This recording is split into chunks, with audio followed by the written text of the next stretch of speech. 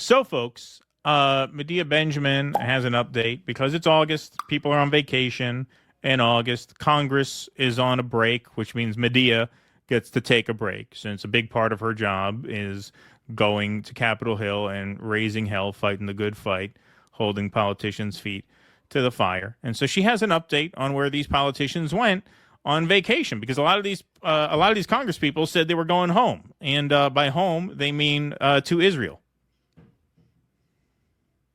Oops, sorry, there it is.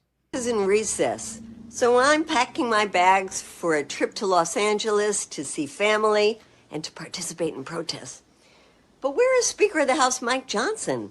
He's not in his district in Louisiana, a district that's so poor 38% of the population relies on Medicaid. No, Speaker Johnson is in, you guessed it, Israel. Let me tell you the names of the other members of Congress with him. Nathaniel Moran, Claudia Tenney, Michael McCall, Michael Cloud, all Republicans, all to provide cover for Netanyahu's regime. And guess who organized the trip? Well, it's called the U.S. Israel Education Association, but it is simply a front group for AIPAC. You know, Johnson went to the Western Wall yesterday and he prayed, and he said that he prayed that America will always stand with Israel. And then they visited an illegal settlement in the occupied West Bank, a blatant endorsement of Israel's plan to annex the entire West Bank, which they call Judea and Samaria. They said nothing about the violent settlers who terrorize Palestinians every day, burning their homes, shooting farmers, even killing U.S. citizens. And oh, they're going to Gaza, but not to show their concern for the starving people, but to praise the despicable so-called Gaza Humanitarian Foundation, a group of callous mercenaries who, together with the Israeli soldiers, are murdering starving people every day as they risk their lives trying to get a little bit of food for their families. Yeah, so that part of it we don't have reporting on. Perhaps that's happening now, but we'll bring you as up to date as we can here. Mike Johnson goes live from the wall. Mike Johnson, who literally shut down the House last week to block the release of the Epstein files, is now praying at the Western Wall in a yarmulke. Mike Johnson, the 56th Speaker of the House of Representatives in America. We're here with a delegation of members of the House. We're so grateful to be in Israel, particularly on this day, recognizing the destruction of the two temples and two times in history. But it is such a moving time for us to be here at the Wailing Wall. We've offered our prayers. We put our notes into the wall as is traditional. And we're so moved by the hospitality of the people and the great love of Israel. Our prayer is that America will always stand with Israel, and that we will we pray for the preservation and the peace of Jerusalem. That's what Scripture tells us to do. It's a matter of faith for us and a commitment that we have. God bless you. You know, understand as we go through this, understand that Israel's allies are one by one threatening to recognize a Palestinian state. That's how much Israel has tanked their reputation on the world stage. But our Speaker of the House goes to Israel, but he doesn't stop at Israel. No, he breaks new grounds, literally, by traveling into the illegal settlements in the West Bank. As you can see there, he is posing with a shovel and an American flag in the background with some Israeli settlers. House Speaker Mike Johnson visited the Ariel settlement in the occupied West Bank during a private trip on Monday, August 4th. He and his delegation planted a tree there. Ariel, like all West Bank settlements established after 1967, is considered illegal under international law. The United Nations, the International Court of Justice, and long-standing global consensus maintain that such settlements are a grave breach of the Fourth Geneva Convention. This tour was organized by a pro-Israel advocacy group and did not involve any official U.S. congressional delegation. So antiwar.com, our friend Dave DeCamp, has a write-up. House Speaker Mike Johnson visits illegal settlement in Israeli-occupied West Bank. House Speaker Mike Johnson traveled to the West Bank on Monday to visit a Jewish settlement considered illegal under international law, a strong show of support for the Israeli occupation of the Palestinian territory. According to Ynet, the trip was organized by the Yesha Council Settler Lobby in coordination with the U.S. Israel Education Association, as Medea mentioned, a pro-Israeli advocacy group. The trip makes Johnson the first sitting House Speaker to visit the West Bank. During his visit to the aerial settlement in the Central West Bank, Johnson declared that the Jewish people have the right to the Palestinian territory, which he referred to as Judea and Samaria, using the biblical name. Quote, every corner of this land is important to us. It is an integral part of our faith, and therefore the significance for us is great. We stand entirely by your side, Johnson said, according to a statement from the settlement's municipal authority. Scripture teaches us that the mountains of Judea and Samaria were promised to the Jewish people, and they belong to them by right. But many people around the world, like all these international bodies that were cited in that drop site post, like international law, do not see it like this. They label it the occupied territories or the West Bank or any other name, Johnson added. During the visit, Yisrael Gantz, chair of the Yesha Council, asked the U.S. politicians for their support in advancing the goal of Israeli annexation of the West Bank. Now, this is from Israeli public radio here. This is Yisrael Gantz talking to the radio host in an interview about Johnson's visit. So we'll listen to 2 minutes of this. Now with Yisrael Gantz, who is the head of the Yesha Council. Thanks for joining us. Thank you for having me. And we understand, the Speaker of the American Congress was visiting Ariel and Shiloh. Tell us about this. How important is this visit? So, Mr. Johnson, the Speaker of House, came with 4 congressmen and also Governor Sarah Huckabee Sanders. Mm-hmm. They came to Ariel. They met with all the heads, governor and mayors of Judea and Samaria. They heard about the challenges. We spoke about our rights in Judea and Samaria, the rights of the Israel people in Judea and Samaria, and we spoke about the future in Judea and Samaria. After a short conversation and some speeches, we drove to Shiloh. For us, as a speaker, is the highest ranking from the United States administration that ever came to Judea and Samaria. And we were very honored to have him in Shiloh. Shiloh is the first capital of the state of Israel. And for us, it's very meaningful that the Speaker of the United States of America came to the first capital to Israel, and he recognized the rights of the Jews in the holy place of Shiloh. So it was very important for us. I understand he's a very religious person. Did you see that? I see, because when we spoke about the Bible, he knows everything, and he knew most of the story. He and all the missions that arrived, and he seems to believe all of the bullshit in the Bible. I mean, he knows everything. He believes all the stuff we tell the goyim about how the Messiah will come back. Just give us the land and the Messiah come back. You give us the land and then he come. Absolutely, he take you to heaven. Take you to heaven. You fuck your grandmother in heaven. Yeah, just give us the land. It'll be good. Very connected. He's very connected. And what I felt that it's helping to see the truth through the right eyes, because people speak about conflict and whatever, but he understands the situation for years. He understands exactly where did we come from and why, and I think it will help him and President Trump, of course, that appointed him to help to solve the problem here. And I think and I hope that everyone in this area will enjoy that. So they clearly had a great time together.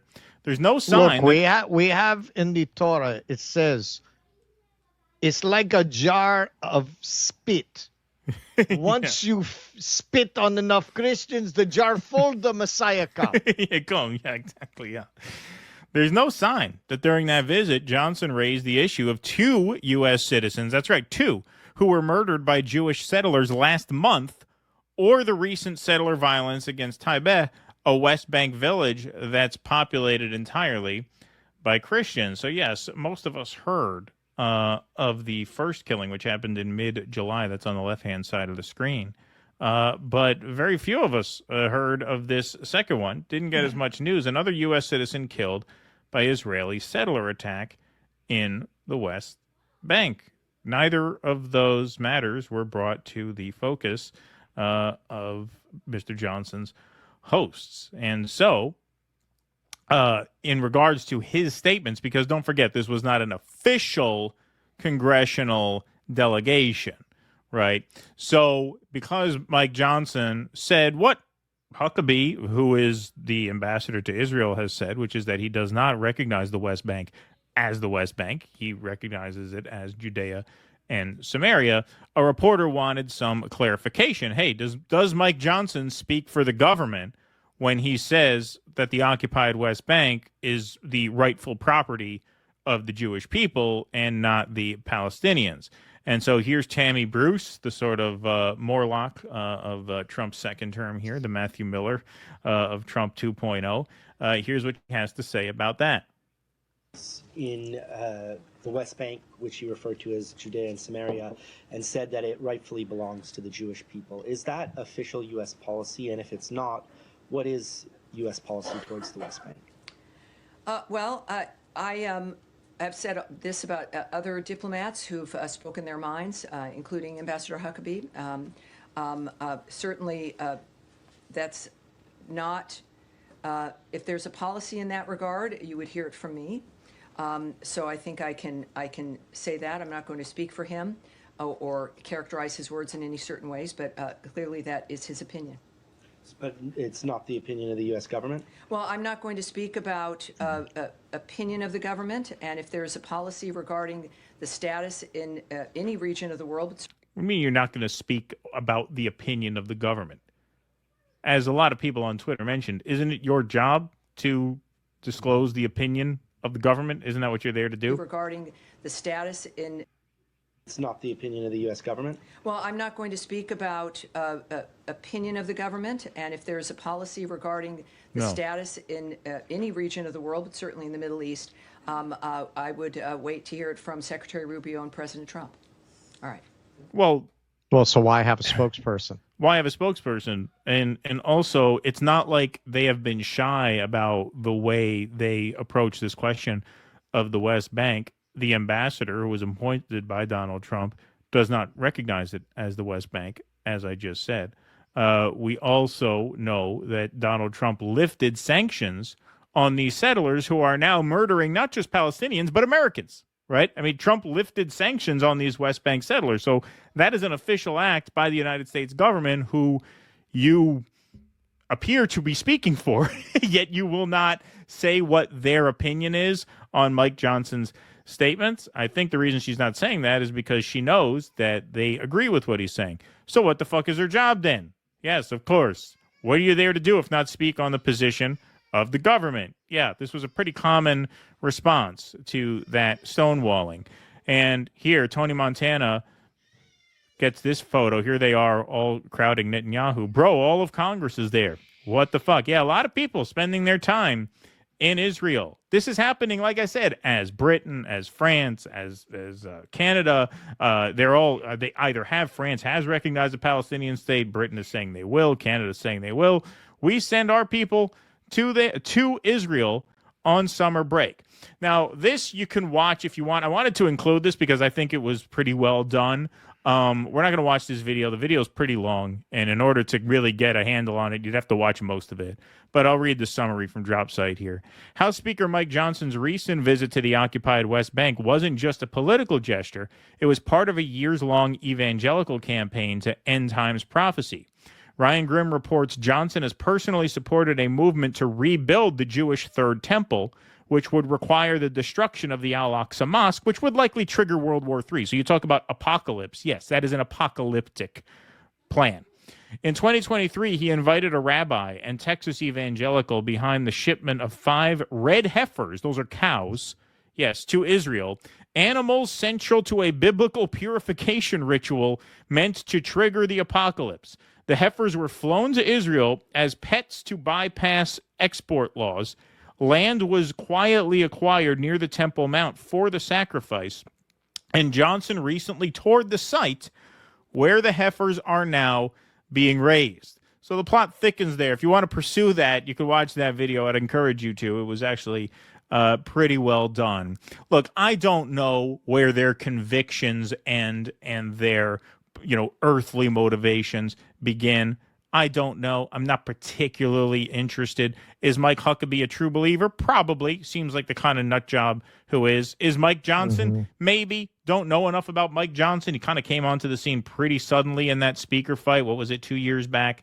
The point is, this government is completely captured by Israel to the point where even as allies of Israel are threatening diplomatic punishments against them, we are courting not just Israelis, but illegal settlers in the West Bank on summer recess, planting trees there, affirming what Smotrich was so excited about after Trump won, which is what now we're not just going to get to genocide Gaza, we're going to get to annex the West Bank under Donald Trump. And yes, now with the help, if symbolic in nature, of Mike Johnson. But to Monkey Rotary's question, who asked the Rumble rants, do you blame the people of the world for stigmatizing Americans? Absolutely fucking not. Look at what we're doing. How are we not pariahs on the world stage? Why wouldn't we be? This is the conduct of a country that stands for freedom and democracy. Even the UK is threatening. The UK, who's putting people in jail for showing flags and wearing T-shirts that are anti-Israel, even they're threatening to recognize a Palestinian state, and we're sending these schmucks over there on summer recess. Of course we are the baddies, and of course we're going to be received that way.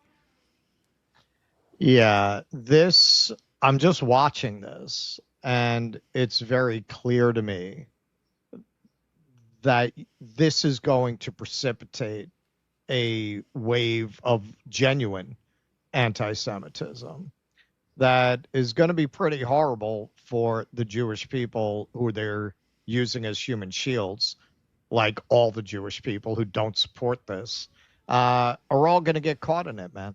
In the end, people are wise to it. They don't know how to stop it.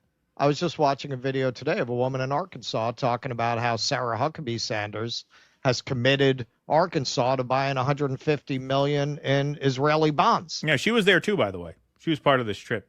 Yeah. They don't have proper roads there. They don't have proper infrastructure. People see it.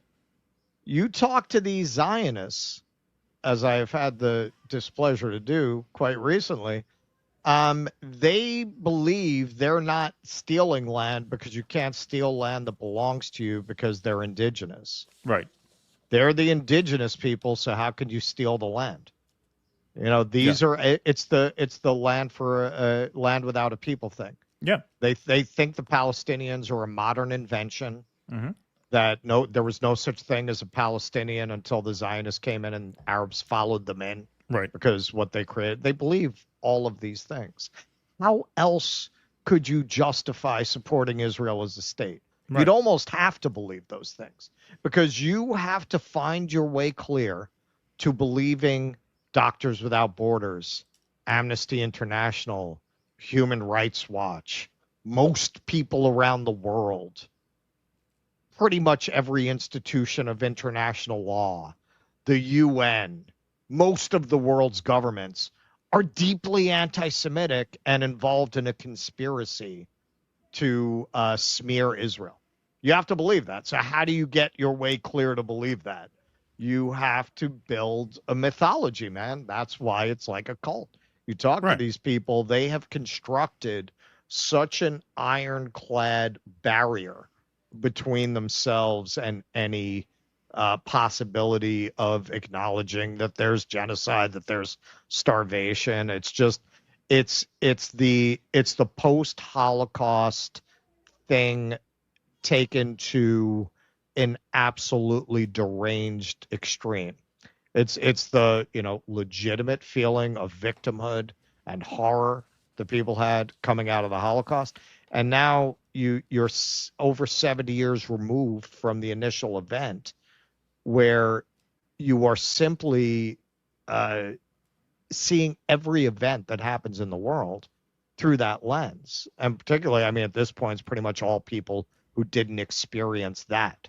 So it's very easy to tell them, this is what I hear from Zionists, So why do you think the media is reporting this? What do you think the media looked like before the Holocaust? Right. Everything goes back to that. They've just taken that legitimate feeling of victimhood from the actual Holocaust, and they just apply it to everything. Everything is, we're being victimized just like the Holocaust. And it's such a fascinating case study. I mean, a horrible case study, but a fascinating one in psychology and sociology. Ironically, very similar to Nazi Germany, where if you can convince people that they're victims being victimized by an external enemy, it's amazing what kind of horrors they'll be willing to commit if you can convince them that that's what the world is. Well, sure. I mean, and Milo Yiannopoulos was on Candace Owens this week, and I watched some of that. He made a very good point. He says this is exactly why you don't let the victims of crimes determine the sentencing for the perpetrators, right? Because they will take it to a point where a neutral arbiter will say, no, that's too far, right? And that's what's happened here. He says you've given the victim a gun and told them do what you will to the perpetrator, which in this case they're not even the perpetrator. They're not the perpetrator. Nothing to do with the original crime at all. Yep, and that's another part of what makes it such a cult. Please clap.